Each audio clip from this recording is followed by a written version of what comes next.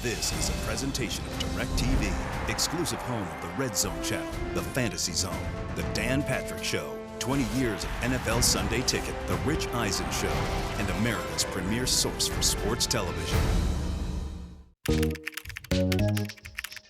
Thank you for the call. It's not that I don't enjoy the Brock Squatch Opens. I would just like a little realism. I mean, I don't understand how this blows up a truck, and yet it doesn't kill the villains. I mean, it's just ponderous.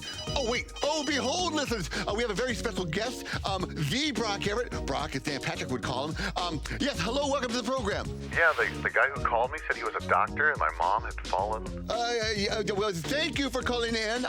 Brock, tell us, what was it like the first time you met the Danettes?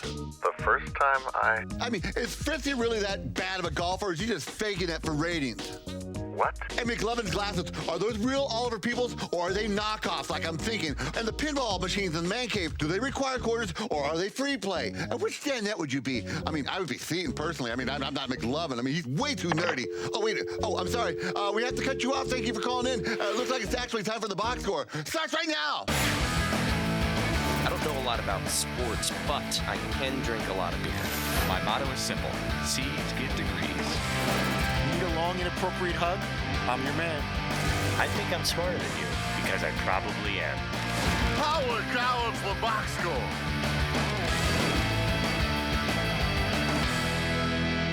Whee! Hello and welcome to the box score. I'm Brock in Los Angeles, joined by the Danettes out in Milford, Connecticut.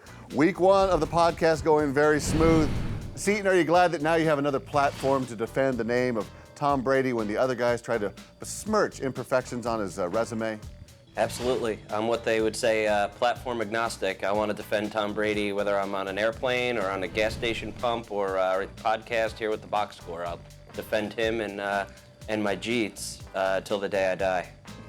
Tom Brady's resume topic of conversation when DP started talking with Rich Eisen about resumes.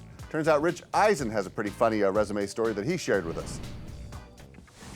I did leave my resume in the copy machine and was found by the news director himself. That happened to me, that my boss found my resume in the copy machine as I was trying to get a new job somewhere. You were trying to get a job at ESPN? Yes. Did he say anything to you? Oh, he did not. He placed it on my desk with a Post-it note saying, found this. Good luck.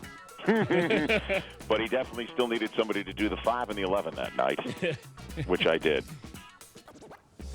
That's a rough spot. You got to be a little more careful than that. I'm surprised someone as organized as Rich Eisen and accomplished as he is that he would have anything in his past that would be a little checkered or questionable like that, where you can leave something that anyone can see as far as updating your resume at a place of business. So yeah, thankfully that's never happened to me. But that would be tough to be in a current place of employment. For a brief period of time, I actually worked with another one of the producers here who was sort of in a transitional period. I was going to bring and you could, I would sit running the board, and the producer would be about 5 feet behind, and there was this system we used that you could see what the producer was doing up on a TV screen, and he spent most of our 5-hour shift updating his resume because he clearly wasn't going to be at this gig for a long time. Yeah, the person he's talking about is me. I was going to bring that up too. I'm glad you brought it up, but I wanted to say that too. So I was getting ready to leave ESPN Radio, and I was looking for other jobs both in and outside of ESPN, and I spent most of my time, because this show was a donkey, I was working on my resume actually and sending out things to people and corresponding with people, and I just didn't give enough. That being said, I did have smart enough to have a screen ready to switch to in case a boss walked in at night, which never happened. Wasn't that blatant. And so I could switch over to ESPN.com. So let me understand this. Your screen always goes to the screen? Could you turn it off? So I could if I cared. Oh, okay. Yeah. But because, I mean, let's face it, all four of us, even in a live show, once in a while, I might go to a personal screen instead of it was work. it was just a little different then. Yeah. And it was kind of a different setup. We weren't on camera either. Yeah, we weren't on camera, so it really wasn't a big deal. And then of course you would check out whatever. But this was Fritzy, you were still with the Dan Patrick Show, and Paulie and I sort of crossed paths with the Dan Patrick 6 Show. weeks. And we did about a 6-week stretch on a different show together, and it was fascinating. Well, I think our bosses found Rich Eisen's resume to be just right because they gave him his very own show. You can catch that starting October 6th right here on Audience, following the Dan Patrick Show. And, of course, joined immediately following that is the great box score, which you're watching. Rich hosting to NFL Network's and CBS's coverage of the Falcons-Bucks game featuring an open with Don Cheadle and Rihanna. I know you reached out to Rihanna, Fritzy, but did Don Cheadle actually reach out to you? Yeah, I got a note very early this morning from his publicist saying that he'd like to come on and just try to explain what's going on with the CBS promo, and he also wanted to take a little time to express his distaste for being a big NFL fan, what's been going on off the field. So it was a nice way to get up this morning and find out that Cheadle wanted to be part of the show. Did they say why they like our show? And it was an exclusive with us as far as, according to the publicist who we have a relationship with over the years. He's been on with us before Don, and he likes the show and thought it needed a little explanation. I think so, yeah. So it was great. And, again, he wasn't making the rounds or anything or promoting anything. He wanted to specifically come on with Dan to talk about it. In the past? Yeah, I swear. I guess I usually have a good memory for this, but I don't remember him being on before. Yeah. The good thing was, if you were listening to the interview, about a half an hour before Mr. Cheadle came on, we were talking about some of his movies, and I mentioned the Earl Manigault rebound story. And then he referenced, he goes, yeah, I heard you guys talk about that. Yeah. And I don't know if sometimes if athletes and actors are listening because they're going to come on or they just listen. I like to think the latter, which is really cool. Speaking of that role, he talked about that during a great interview. DP got a lot of good Hollywood info out of him, and then took a left turn and started talking hoops with Cheadle. I had a good game. I was fast. I was really at the front of the break all the time. But Earl could jump, so you're portraying, Earl Manigault, the GOAT, and he was one of the great leapers of all time, legendary leaper. Absolutely. And when you do that, what they do is they, put a trampoline down at the bottom of the screen, or you jump off of someone's back. So I had incredible hops in that movie. Good. You jumped off somebody's back? Yeah, it's fine. They paid him. It's no big deal. He was happy to do it. They paid him. All right. I'm not going to call out Don Cheadle, but I had a good game, or the way he phrased it didn't exactly sound like a baller to me. Like, listen, like, hey, you want to go play pickup ball? Yeah, I have a good game. I have good game. I don't know. I just don't buy him. Like actors usually are not good basketball players. The phraseology didn't it's sound. It's just the way he's, he doesn't look like a big guy. I am not afraid of Don Cheadle on the court. Let's put it that way. Unless he was just downplaying his abilities and didn't want to come across. Now, is it because he used a stepladder or whatever it may be to dunk? Because he is 5'8". You can't expect him to act like he can dunk. That's kind of tough to do. They'd be like you acting short. Yeah, a lot of actors talk about their basketball game. Clooney always talks about his basketball game. I mean, Sandler, I've seen his game. All these actor guys, they talk a big game. I'm just not sure they do. You think let's say we played a pickup game. Let's say, we end up in some weird scenarios. Let's say somehow we end up at Clooney's house with him, Sandler, who else? Matt Damon and Don Barack Cheadle. Obama. Yeah, but imagine if we got in a pickup game and you were covering an actor. Do you think you'd play 100%? Well, that's probably why Sandler scores probably 8 points a game, because he plays with all, flunkies. There's nobody more successful than him, so you can't, you want to. I mean, first of all, it's not totally unrealistic that we could end up in a game with Sandler. I mean, we do have a lot of downtime in these things. I've been waiting for the invite. Our next movie shoot, there's definitely going to be downtime. I could totally see that happening. Probably a pretty expensive role. So yeah, I honestly think I could see us playing ball no question. And I got to be honest, I don't think it's going to turn out well if that does happen. I think he probably thinks, hey, these guys are in sports. They got to be pretty good at basketball. Let's get them on the court. I'd go 100%, no doubt. I would definitely try to win. Would you rather cover Sandler or be on his team? Be on his team. Definitely. No, but then you have to pass to him every time. You have to pass to the star. But then you're sort of comboing on a win there. Like, buddy, remember when we took down Dan McLovin? That was awesome. I'll tell you exactly what would happen. We would play pickup. Teams would be switched, and somehow McLovin would be on Sandler's team, and Sandler would have the ball down low. McLovin, give it up. No, give it up. And he'd want the ball back. I'll tell you who I would take. If Kevin James brings that into the lane, I'm going to throw that. There's no way. Throw that mess in a row 5? First of all, he's like a professional MMA fighter, but he can't play basketball. No. All these actors, do you have a good game? Yeah, I got good game. What if he has the game of like Fritzy? Fritzy's not exactly, Kevin McHale. Are you saying that Fritzy would cover Kevin James? Yes, I think automatically, yes. That would probably be the best spot for me. We both probably have similar speed, and hopefully I can just devastate him with some hook shots in the corner. The real question is, which one of these super famous people catches one of Andrew's wild elbows first? Or he's, oh, I'm sorry, I didn't. Oh. Maybe you have a pickup game and Fritzy takes on Melissa McCarthy. I think it's a good matchup. All right, guys, let's take a break. Rich Eisen joins the show again. We'll get to that after this.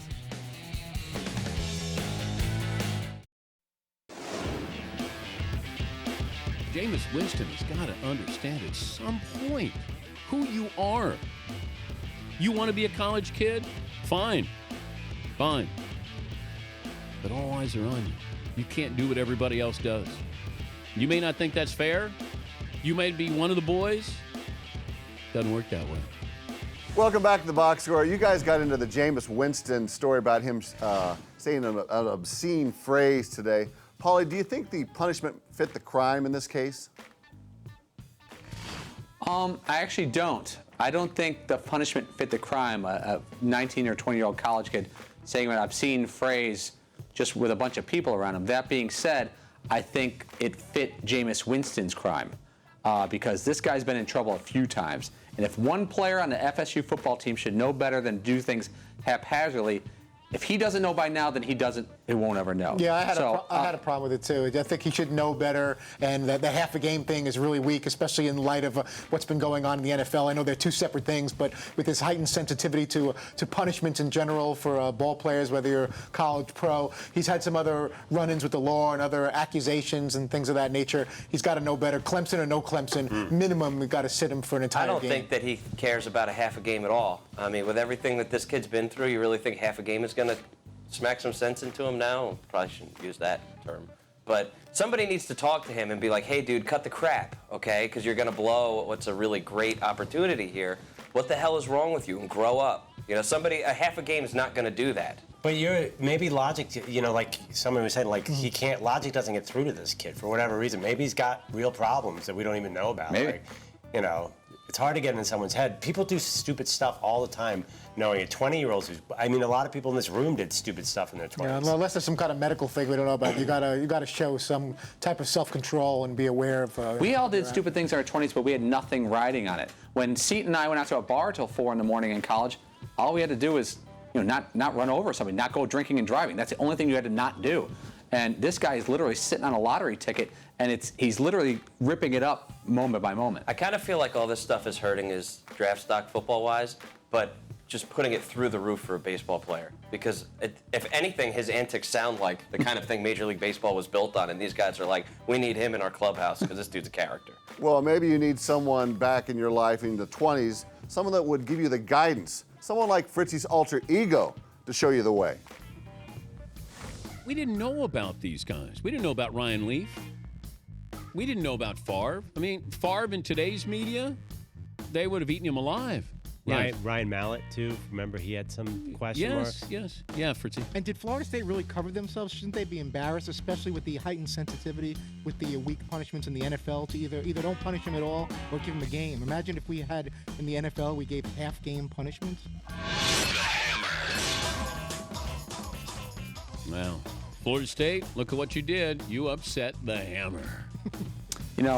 Poor Jameis in Florida State had no idea that was coming. When I hear 7 to 9 throat clears over my shoulder, I know the Hammer is about to drop.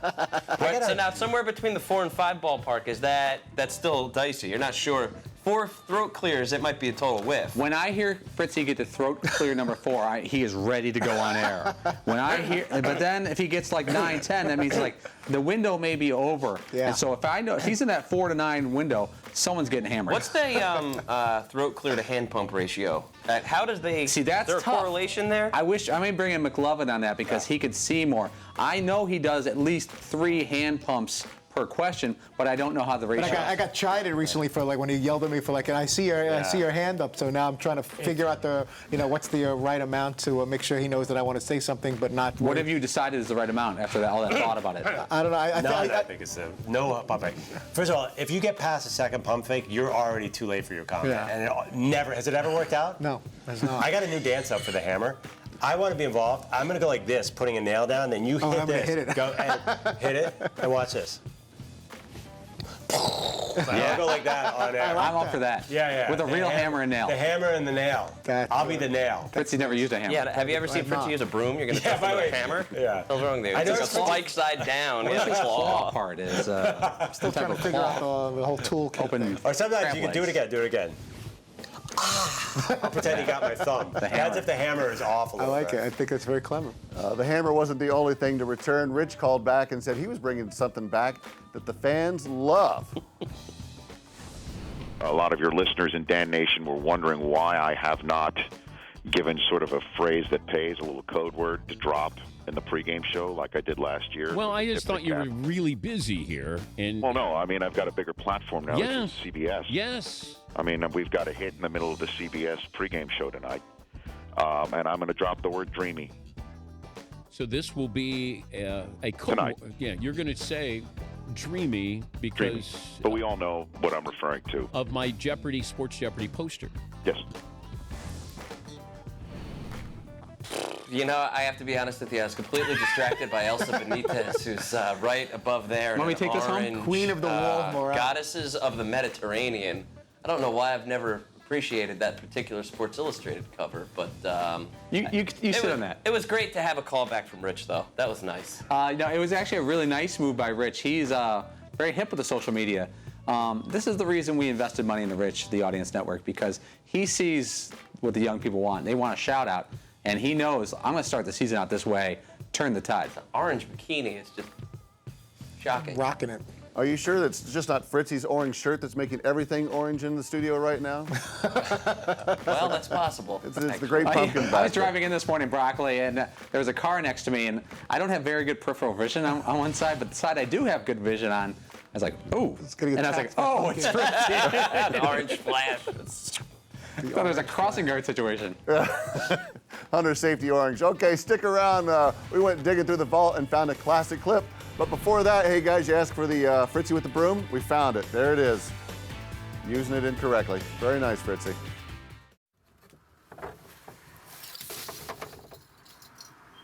Hi, I'm Nick. I work as a cameraman here at the Dan Patrick Show. Dan and the Danettes treat me pretty well, and know I work my ass off for the show. Except for McLovin.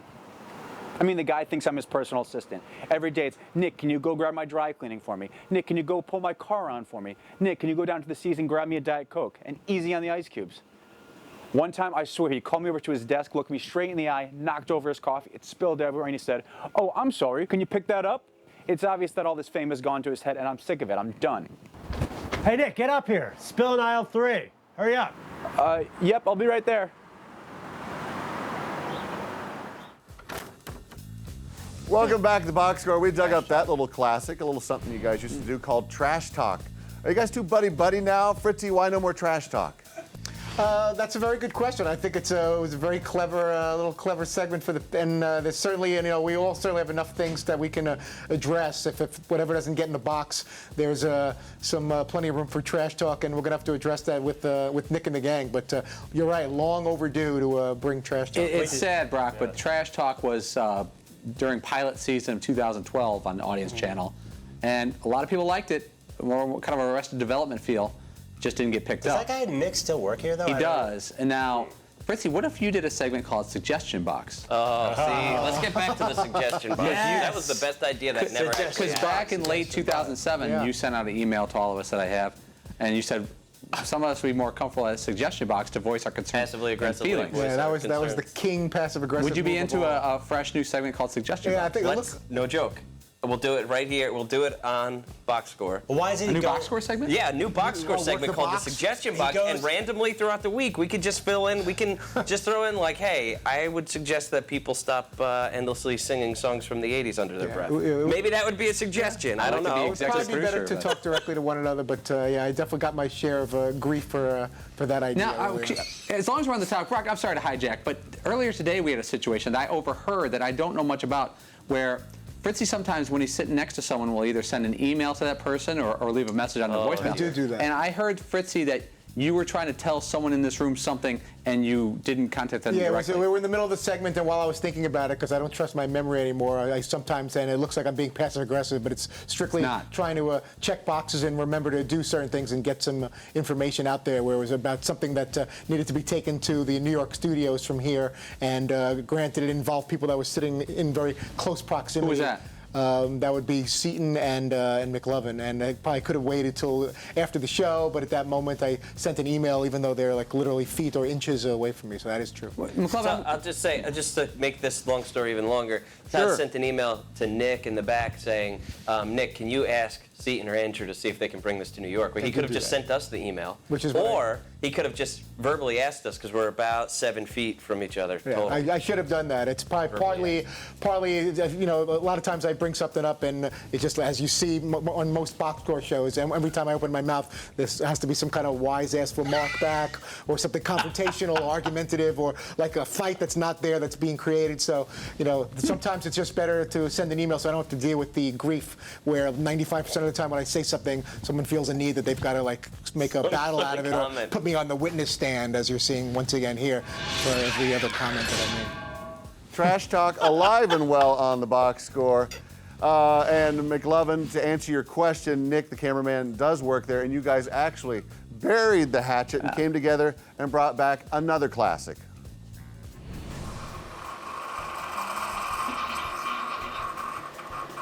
Hello, Andrew. Congrats on the most recent Emmy.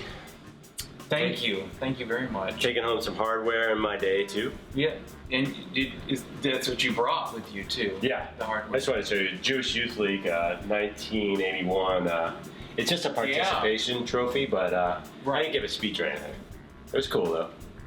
Why didn't you give a speech?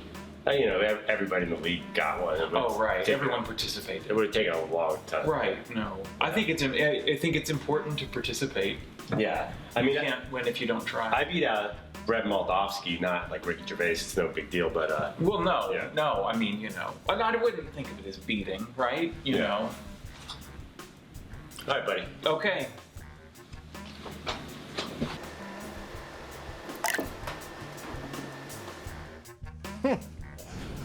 What a shock to see Coffee Break return. It was like, Coffee Break was like that gigantic success that somehow just all this went away, and people were like, whoa, what the hell happened to that? Was that like Arrested Development or something? Like, people just loved it, and then it was like, what do you mean it's canceled? What the hell happened? I'll tell you what happened. Coffee Break got too corporate. It got too big. Like the NFL, it got too big. Sponsors were demanding too much. It was just like, there Has to go back underground? Hubris. Coffee Break was calling the shots around here. It was like, it was starting to become the Dan Patrick Show here, Coffee Break here. So I had to tone it down. The other thing I wonder when I see stuff like this, I wonder if Jim Parsons' agents and management team know the stuff he's doing when he's over on our set. I don't think anyone has been asking permission, and I wonder if one of them was going to say, like, hey, you can't do everything, but he's a good sport. Say no once in a while. And he looks like, his arms, he looks like he's been carrying his contract I think around. he liked that one because he looked buff there, so I think he was okay. He looked like he was flexing. Yeah. Well, McLovin, are you done with the future coffee breaks, or are you going to move on to something new? We've worked out some other bits before, and they've never really gone anywhere. Like Tea Time with McLovin was a terrible disaster.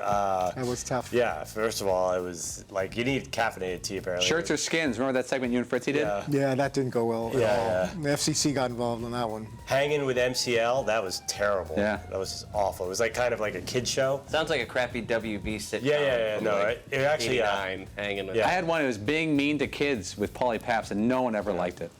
Yeah. Except for you. Yeah, I liked it. I enjoyed it. Hanging with MCL, though, did get Sinbad a couple paychecks, so we felt good about that. I like that being mean to kids. Maybe we can bring that back on the box score. Coming up, we got an inquiry on the Twitter machine yesterday, and we're going to answer one dedicated fan's question right after this.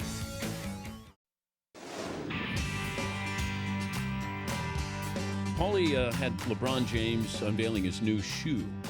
His Nike shoe there. Is that what he was unveiling? I think, but it looked like he was unveiling a new hairline. It's a good move by him, though, because everyone tunes in and says, man, that headband sure keeps getting pushed back a lot further. It was like a timepiece. Hey, tick, tick, tick, back. Yeah, But Fritzy. he's like a marketing genius if you can plug two things at once. Oh, your shoes and I see what you did. Well done. Well done. Oh, welcome back to the box score at last call here. I'm at the bar. You guys started talking about LeBron James' hairline moving forward. That got loyal box score enthusiast Joy questioning all this, and she said, will the big news regarding LBJ be discussed on the box score? And has Fritzy been in contact with LBJ about said procedure? I have not just yet. We've been trying to get him on the show where maybe I can pose some questions to him directly. I'm not a big fan of plugs going forward. I'd rather wear the cap and just deal with the fact that I have some bad genetics as far as baldness goes. But yeah, but LeBron and I have not had a sit down yet to discuss what can be done with receding hairlines. Okay, well, folks, if you want questions like that answered, you can get a hold of us during the DP show. You can tweet us at the Box Score Show, and we will try to get your questions answered. And as always, be respectful or not. Fritzy, I know you're going to be singing to Chrissy Teigen tomorrow. Who else is on? In addition to Chrissy, Peter King is going to stop by in the first hour of the show. James Andrew Miller will join us. He wrote the ESPN book. He has an updated version of his Live from New York book about the history of Saturday Night Live. Will also be joining us in the New York City Man Cave, so it should be fun. Okay, thanks, guys, and thanks for watching the Box Score. Set your DVR or tune in weekdays at 3 p.m. Eastern, only on Audience Channel 239 right here on DirecTV. Also catch the brand new podcast available on iTunes or at podcastone.com. I don't know a lot about sports, but I can drink a lot of beer. My motto is simple. C's get degrees. Need a long, inappropriate hug? I'm your man. I think I'm smarter than you, because I probably am. Hey, thanks for watching the Box Score. Holy cow! This was a presentation of DirecTV, exclusive home of the Red Zone channel, the Fantasy Zone, the Dan Patrick Show, 20 years of NFL Sunday Ticket, the Rich Eisen Show, and America's premier source for sports television.